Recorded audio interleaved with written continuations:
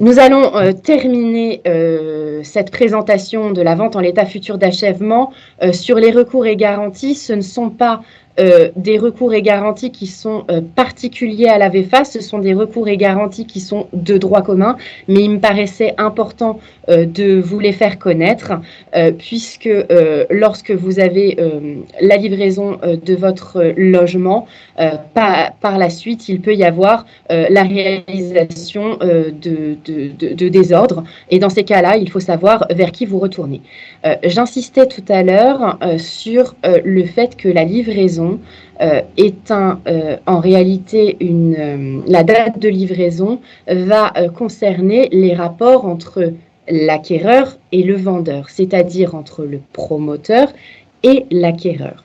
Ça fait partir le point de départ de la garantie des vices de construction et des défauts de conformité apparents qui doivent être relevés, comme je vous l'ai dit tout à l'heure, soit au moment de la livraison, soit dans le mois de la livraison. Ça fait courir ce délai, mais derrière, vous avez une autre date importante, et il est toujours conseillé d'ailleurs de demander au promoteur de se faire remettre le procès-verbal de réception des travaux.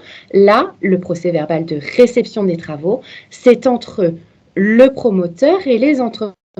Le promoteur va réceptionner l'ouvrage à une date déterminée et c'est ce procès-verbal de réception avec ou sans réserve, parce que le promoteur aussi peut faire des réserves aux entrepreneurs, c'est ce procès-verbal de livraison qui va servir de point de départ à toutes les autres garanties qui sont dans vos rapports avec les constructeurs en cas de malfaçon.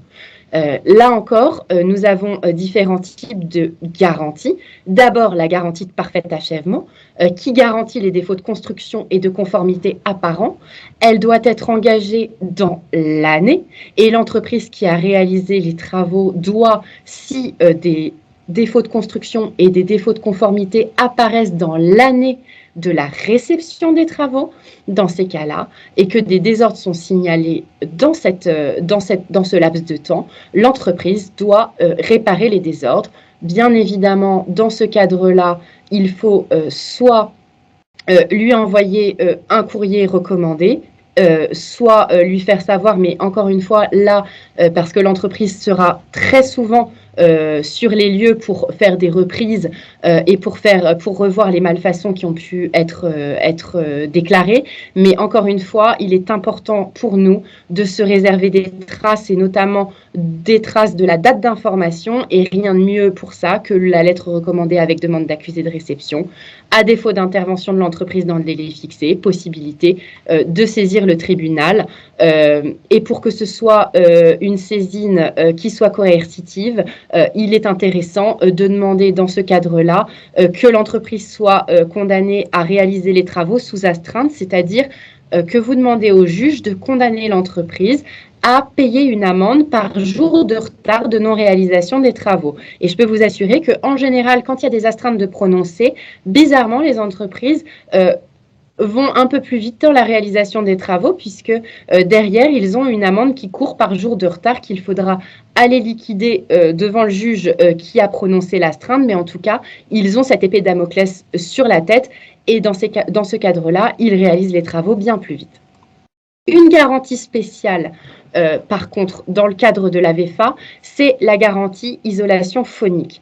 Elle est garantie pendant 1 an. Elle permet à l'acquéreur d'obtenir dans ce délai, à compter de la prise de possession des lieux, que le promoteur effectue les réparations et corrections nécessaires pour atteindre les exigences acoustiques et phoniques qui sont prévues par la réglementation en vigueur. Attention, parce que la garantie d'isolation phonique ne joue qu'à l'égard du premier occupant du logement, ce qui est quand même pas négligeable à savoir parce que effectivement c'est celui qui entre le premier dans les lieux qui a entre guillemets cette responsabilité de vérifier l'acousticité et l'isolation phonique du logement. Vous avez ensuite ce qu'on appelle la garantie de bon fonctionnement ou encore garantie biennale. Cette garantie dure pendant 2 ans. Il s'agit de réparer ou de remplacer les éléments d'équipement qui ne fonctionnent plus ou qui ne fonctionnent pas correctement pendant les 2 années qui suivent la réception des travaux. Il faut que ce soit des équipements qui soient dissociables c'est-à-dire qu'ils peuvent être enlevés de votre logement sans dégrader le bâtiment existant et sans dégrader le bâti. J'entends par là fonctionnement des volets roulants, moteur des volets roulants, les robinets, le carrelage, etc. Enfin, c'est vraiment sur des éléments d'équipement. Et là, l'entreprise a ce qu'on appelle une garantie biennale, la garantie de bon fonctionnement qu'elle vous doit dans les 2 ans à compter de la réception. Et là, c'est pareil, même principe. Vous envoyez un courrier recommandé qui indique les désordres et l'entreprise doit intervenir dans les délais qui sont fixés. À défaut, vous avez la possibilité, encore une fois, de saisir le tribunal avec la possibilité de demander une intervention sous astreinte, comme je l'ai dit tout à l'heure. Enfin, vous avez cette fameuse garantie décennale, la garantie décennale des vices cachés, qui est, comme son nom l'indique, de 10 ans à compter de la réception des travaux. Dans ce cadre-là, l'entreprise doit réparer les désordres qui surviennent au cours des 10 années suivant la réception des travaux. Attention, réception et non livraison des travaux. Par contre, là, contrairement à la garantie de bon fonctionnement et la garantie de parfait achèvement, nous sommes dans des désordres qui doivent soit compromettre la solidité de l'ouvrage, on a un risque d'effondrement, on a un danger pour les personnes, soit qui rendent l'ouvrage impropre à sa destination, des grosses fissures, des fuites dans votre logement, etc. Là encore, même principe, on écrit à l'entreprise par courrier recommandé, on lui fait part des désordres et on lui demande de solliciter son intervention. À défaut, là encore, possibilité de saisir le tribunal. Dans ce cadre-là, par contre, mais dans les autres cadres aussi, il est possible que vos demandes donnent lieu à une expertise judiciaire pour déterminer si on est bien dans le type de garantie demandée. Dans cette garantie décennale, et j'en terminerai par là parce que c'est très important, tout à l'heure je vous ai dit que le promoteur, lors de la signature du contrat de vente, avait l'obligation de vous fournir la copie de ce qu'on appelle l'assurance dommage-ouvrage. Cette assurance dommage-ouvrage intervient justement dans le cadre de cette garantie décennale. Vous pouvez l'actionner, elle vient faire une expertise sur les lieux et elle vous permet une indemnisation rapide des désordres. Elle va payer en fait pour vous permettre de réparer les désordres sans avoir à rechercher qui est le responsable des désordres. J'entends par là que vous imaginez bien que dans une vente en l'état futur d'achèvement, beaucoup d'entreprises interviennent sur le logement et qu'il n'est pas forcément possible de savoir, lorsqu'on a un désordre, quelle est l'entreprise concernée et quelle est l'entreprise à l'origine du désordre. L'assurance dommage-ouvrage ne s'encombre pas avec cela, elle va indemniser sur les désordres et ensuite elle aura un recours à l'égard des entreprises et de leur assurance pour déterminer les responsabilités et vous permet du coup d'être indemnisé bien plus vite sans savoir qui est à l'origine des désordres. Voilà. J'en ai terminé sur l'intervention dans le cadre de la VEFA. Si vous avez des questions à poser. Un immeuble qui a été, enfin un appartement qui a été livré il y a 3 ans, c'est un VEFA bien sûr, et il y a des désordres d'infiltration de façade. La société auprès de laquelle la garantie décennale a été souscrite a été déclarée en liquidation judiciaire. Ah, alors, pas de panique. La société qui est concernée est peut-être en liquidation judiciaire, mais son assurance n'est pas en liquidation judiciaire, fort heureusement pour vous. Donc, ce qu'il va falloir faire, c'est en fonction de l'avancée de la liquidation judiciaire, est-ce que la liquidation judiciaire est clôturée pour insuffisance d'actifs et est-ce que la société a ou non encore une existence légale? Vous faites nommer un mandataire judiciaire pour représenter cette société, mais en tout état de cause, cette société est assurée, donc il va falloir mettre dans la cause l'assurance de la société qui représentera également la société. C'est une société qui est basée au Luxembourg. En attendant, elle a des obligations d'assurance comme tout le monde. Oui, aucun des syndics ne peut retrouver qui c'est, comment c'est. Il y a eu 3 syndics déjà depuis. Hein. Mais c'est une société de quoi? Sans dire son nom, hein, Non, mais je me rappelle pas du nom. C'est une société qui fait que des assurances au Luxembourg. Mais donc c'est pas un entrepreneur? Comment ça, c'est pas un entrepreneur? Il a délégué en fait la garantie décennale. Enfin, il a souscrit la garantie décennale auprès d'une compagnie d'assurance qui fait tout type d'assurance qui est basée au Luxembourg. Mais qui l'entrepreneur? Oui. Oui, d'accord, mais il y a une assurance qui existe. Et donc, il va bien falloir à un moment donné assigner cet entrepreneur et son assureur, entrepreneur représenté par le mandataire liquidateur, et saisir le tribunal pour demander une expertise judiciaire et mettre tout le monde dans la cause. Et si l'entrepreneur n'existe plus, son assurance existe. Et comment on la retrouve, cette assurance? Il faudrait qu'on fasse. Peut-être que là, on peut peut-être s'entretenir par la suite de manière privée parce que du coup, on va être obligé de donner les noms, etc. C'est un petit peu difficile. Non, mais surtout pas. Dans ce cadre-là, mais en tout cas, on pourra s'entretenir pour effectivement trouver comment vous pouvez vous retourner contre eux. D'accord ? Merci beaucoup. Merci. Il y a plusieurs mains levées. Oui, bonjour. Concernant tout ce qui est partie commune, pour saisir le juge, c'est aussi un délai de 1 an et 1 mois à compter de Alors, ça dépend de quel type de désordre il est question. Si c'est des désordres et des défauts de conformité apparents au moment de la livraison, on est sur 1 an et 1 mois. Donc, tout ce qui a lieu alors 1 an et 1 mois, et si la livraison des parties communes s'est faite à des dates différentes, c'est toujours 1 an et 1 mois à compter de ces dates. Bien sûr, bien sûr. D'accord. Mais attention, hein, je ne sais pas si je me suis bien exprimée, mais c'est sur les désordres apparents au moment de la livraison. Il peut apparaître ensuite des nouveaux désordres, des fissures, des choses qui n'étaient pas apparentes. Au niveau de la livraison. Oui, tout à fait. Et autre question concernant les retards, tout ce qui est lié au Covid, parce que ça, les promoteurs, voilà. Oui, mais en même temps, il faut qu'ils puissent justifier de cela. Mais effectivement, aujourd'hui, c'est la carte qui est sortie le plus souvent, puisqu'il y a eu, mais de manière réelle, hein, pour intervenir beaucoup avec des fournisseurs et des sociétés, il y a eu un problème d'approvisionnement des matériaux, etc., des fournitures pendant le Covid. Hein. Ok, très bien, merci. Et aujourd'hui, on a encore une autre problématique qui est que les salariés qui interviennent sur les chantiers peuvent aussi être porteurs de la maladie et du coup entraîner des retards de chantier conséquents. Oui, mais en fait, moi j'avais une question par rapport à l'envoi, c'était sur votre slide 13, à l'envoi du projet définitif par le notaire.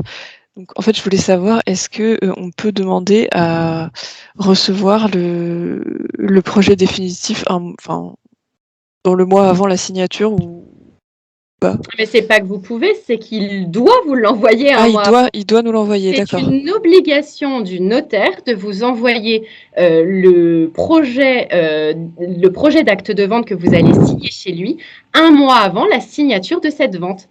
Et si vous ne l'avez pas dans le mois, vous pouvez demander à ce que la vente soit reculée. D'accord, ok. C'est une obligation, hein. Oui. Ça marche. Et du coup, en fait, moi, je suis en train d'acheter un appartement en VFA, justement, et je suis censée avoir un rendez-vous chez le notaire dans 1 mois. Et en fait, il y a quelque chose d'un peu bizarre, c'est qu'au moment où j'ai signé, où j'ai rencontré le commercial pour l'appartement, en fait, j'avais un plan A avec une certaine organisation. Ensuite, ce commercial nous a renvoyé les plans par mail, donc c'est toujours les mêmes plans, avec le nom de l'appartement et tout. Et en fait, quand on est retourné le voir pour signer le contrat de réservation, donc il nous a présenté de nouveau en imprimé le même plan A, sauf qu'au moment où on a signé le contrat de réservation, donc on l'a signé électroniquement à côté du commercial, et en fait il est passé un peu vite fait sur tous les documents, et donc on a signé parce qu'on est parti du principe que tous les documents c'était les mêmes que ceux qu'il nous avait présentés.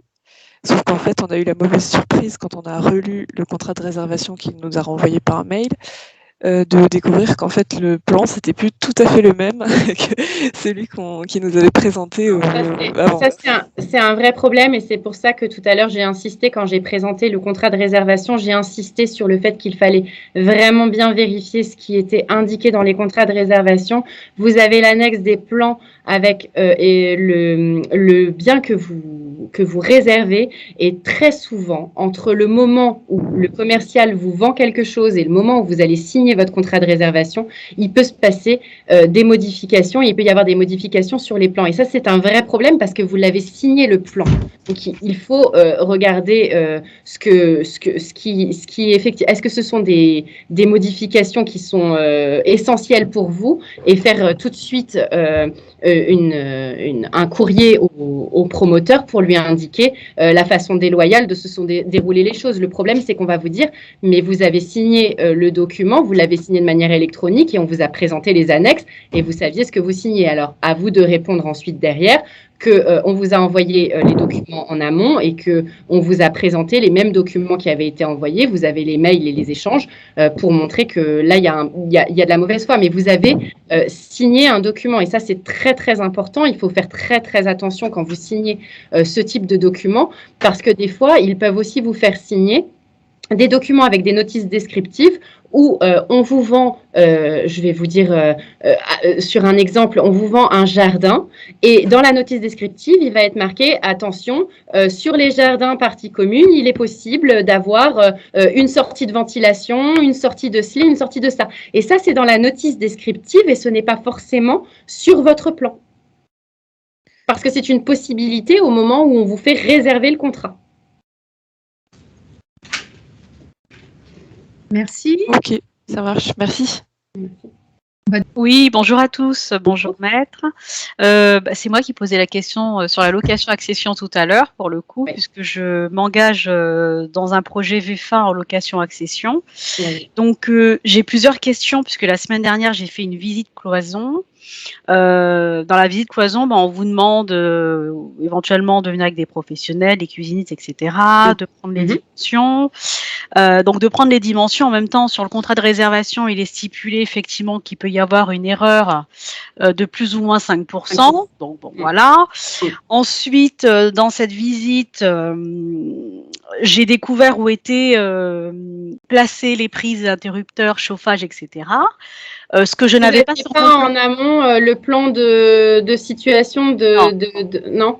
Voilà, j'avais un plan nu, effectivement, je n'avais pas de plan où étaient déterminés les prises, les interrupteurs, etc., etc. Et deuxièmement, certains éléments étaient bâchés. Alors les éléments bâchés, donc il y a eu le carrelage de la cuisine, les sanitaires, donc j'ai pas pu retirer le bâchage puisqu'il était scotché. Mais là, on est dans des visites intermédiaires, on n'est pas à la livraison, on est bien d'accord. Non, mais c'est la seule visite que j'aurai avant la livraison finale, en fait, j'ai envie de dire. Donc c'est vrai qu'à ce moment-là, j'aurais peut-être pu déjà voir des choses qui n'étaient pas panique, conformes. Vous avez encore la livraison pour voir si le carrelage fourni est conforme, pour voir si... Oui. D'accord. Et ma question complémentaire, puisque vous avez expliqué pas mal de choses et je vous en remercie, c'est très intéressant. Donc moi, je ne deviens pas propriétaire tout de suite. Il y a une phase de location avec une levée d'options. Mais qu'est-ce que je dois faire du coup lorsqu'on me remet les clés la première fois?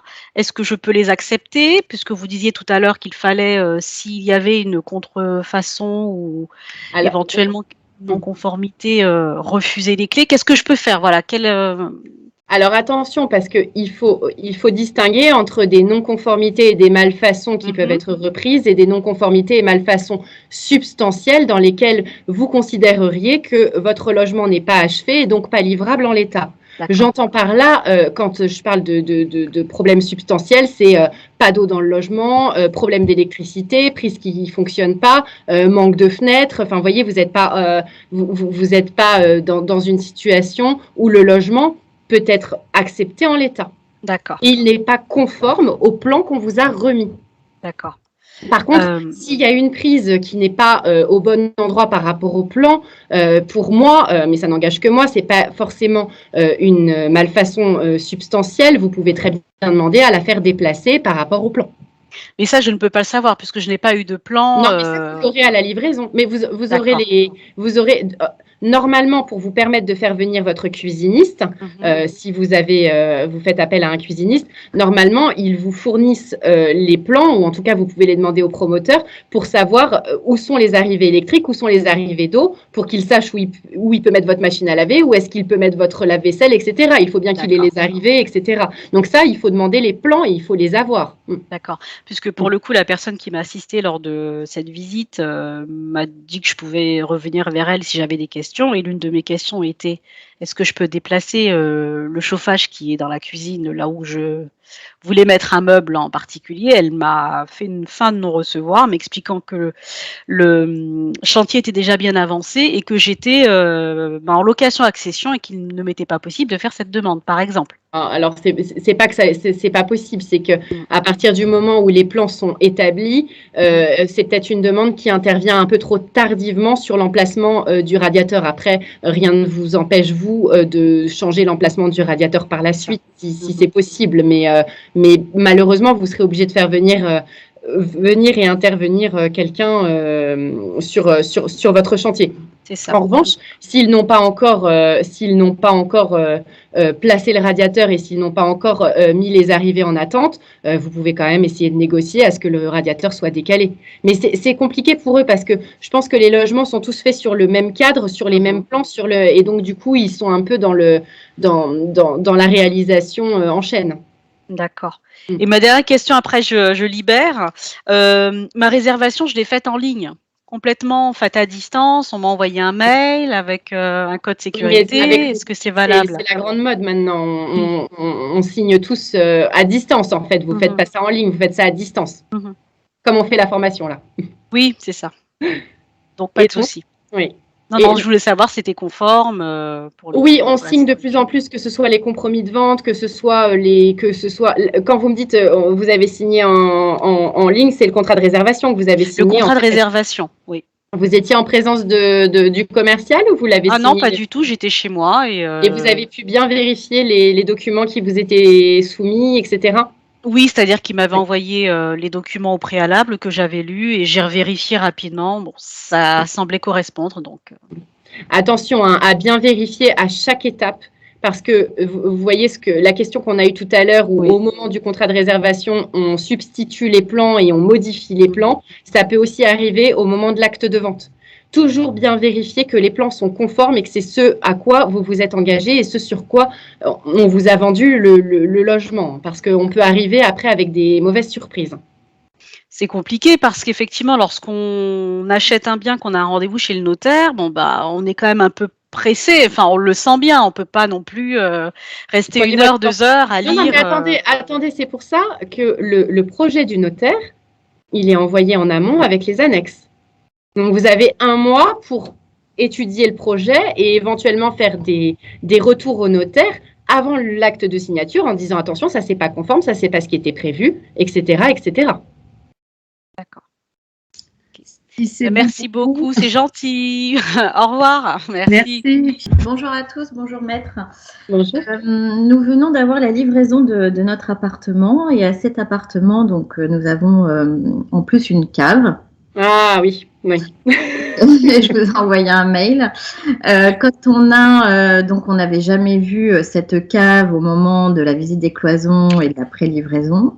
Et donc, le jour de la livraison, on commence donc par cette fameuse cave et en fait, on s'aperçoit dans cette cave qu'il y a donc un énorme tuyau d'environ 30 à 40 cm de diamètre qui occupe donc le pan de mur principal. Et donc qui rend inutilisable quasiment l'espace, la cave. Et de plus que la porte est montée vers l'intérieur, donc une ouverture vers l'intérieur, ce qui nous empêche d'utiliser, de bouger, d'exploiter la cave. Donc on voulait savoir, alors lors de cette visite de livraison, la personne nous a spécifié que ça faisait partie des parties communes qu'il fallait voir avec le syndic. Donc, elle ne pouvait pas prendre réserve sur la cave. Donc, voilà, on voulait connaître un peu les recours, savoir si c'était un vice caché. On n'avait jamais eu connaissance de ce tuyau lors de la signature chez le notaire.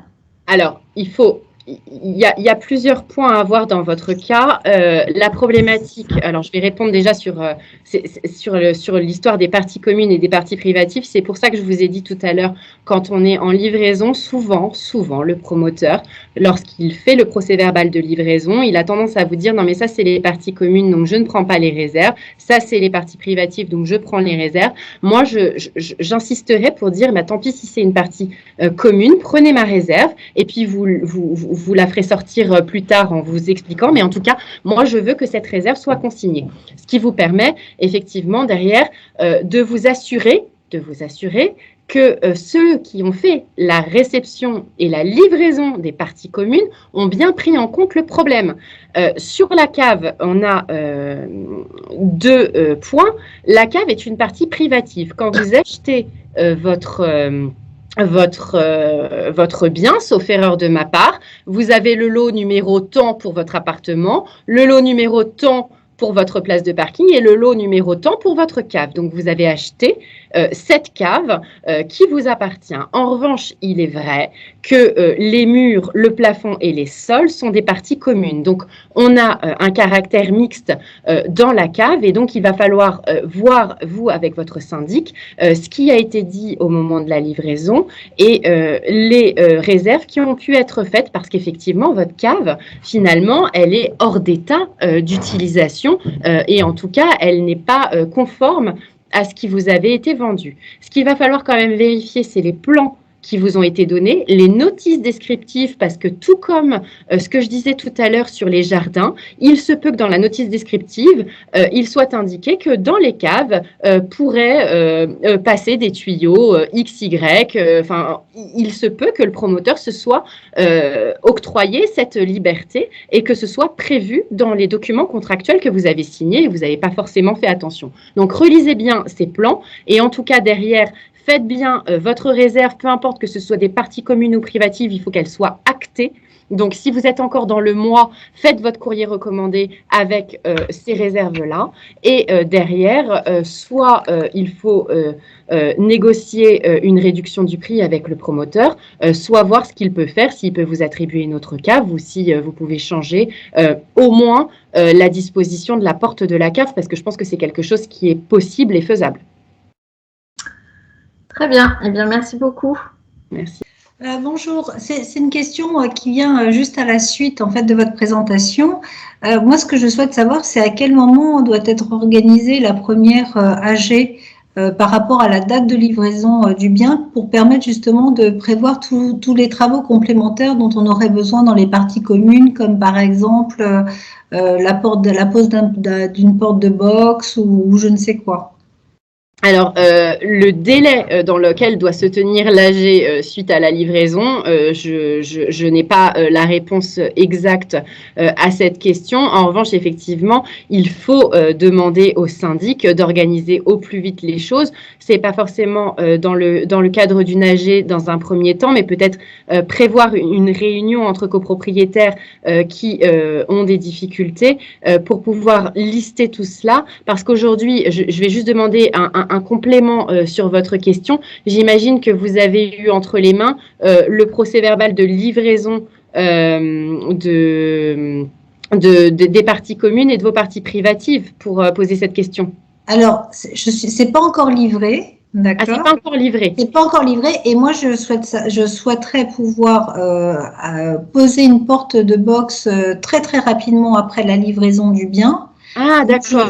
J'aimerais que cette AG puisse ou cette réunion puisse se tenir le plus rapidement possible. Et donc, je souhaite savoir si ça doit être prévu avant la livraison ou si ce type de réunion doit se prévoir après la livraison.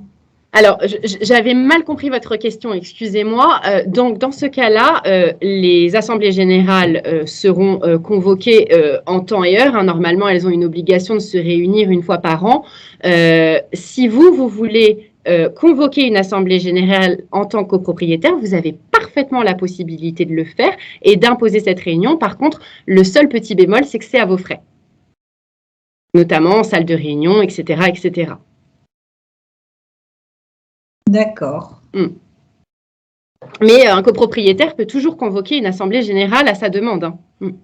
Sinon, ça s'organise après la livraison. Ah oui. Ben, vous n'êtes pas propriétaire, enfin, vous n'êtes pas pleinement propriétaire du bien. Non, j'entends l'organisation, la planification. Ok. Bon, merci beaucoup.